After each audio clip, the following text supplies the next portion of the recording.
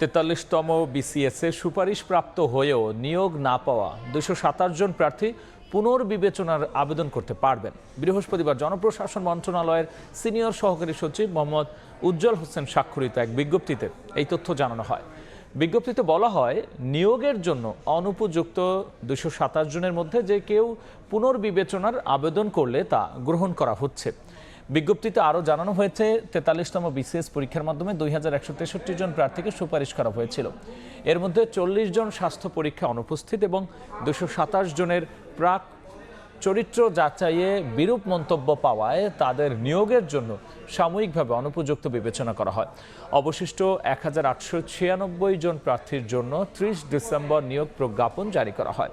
43তম BCS পরীক্ষা উত্তীর্ণদের বাদ দিয়ে নিয়োগের প্রজ্ঞাপন প্রকাশের পর নানা মহলে সমালোচনার মুখে সিদ্ধান্ত পরিবর্তন করা হলো।